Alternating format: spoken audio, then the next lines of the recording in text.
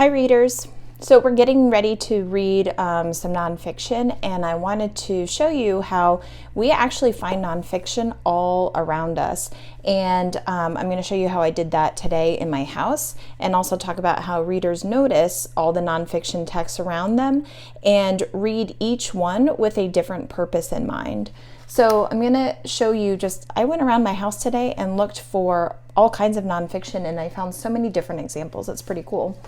The first one I wanted to show you is when I started getting ready to think about dinner for tonight and prepping it, I pulled out my cookbooks, and so I found one cookbook that is my favorite, and I started looking through it, and I really wanted to find not only a recipe that looked good to me, something that I might be in the mood for, but also a recipe that had all the ingredients, one that had ingredients that I already have and wasn't going to take too much time. So I looked first for a recipe. Then another funny place I found nonfiction text was actually inside my refrigerator.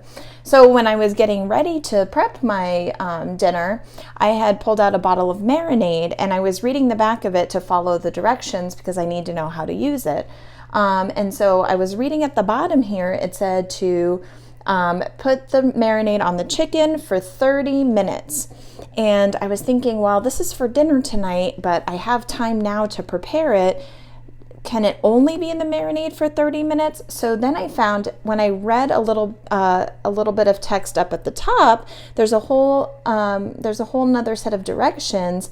And it says up here that I can use the marinade for at least 30 minutes longer if I want to. So I'm so glad that I checked in two different places on this bottle of marinade for directions, because now I know I could prep my chicken now and it'll be ready to cook later when it's dinner time.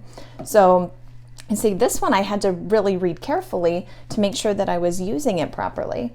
Another type of nonfiction text that I have in my house right now is a manual for a new kitchen tool. This is for an Instant Pot that has lots of different functions, and I want to start cooking with it, but it has so many things that it can do and so many buttons and so many ways to cook with it that I really need to keep this out with me when I start getting ready to cook. And so this is something that's just sitting out on my kitchen table, and when I'm ready to try a new feature of it, I can pull this out and read about how to use it properly. All right, and then I have some nonfiction books that I brought home.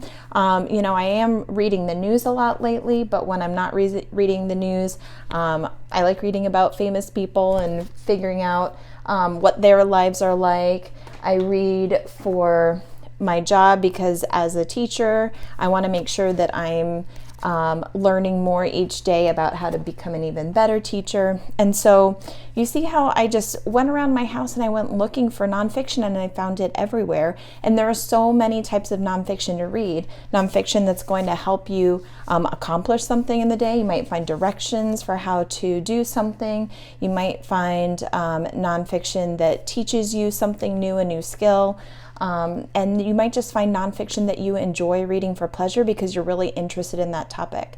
So as you go around your house today, be on the lookout for different kinds of nonfiction that you might be reading, and keep a list. See how many different kinds of nonfiction you find. All right, enjoy. Happy reading.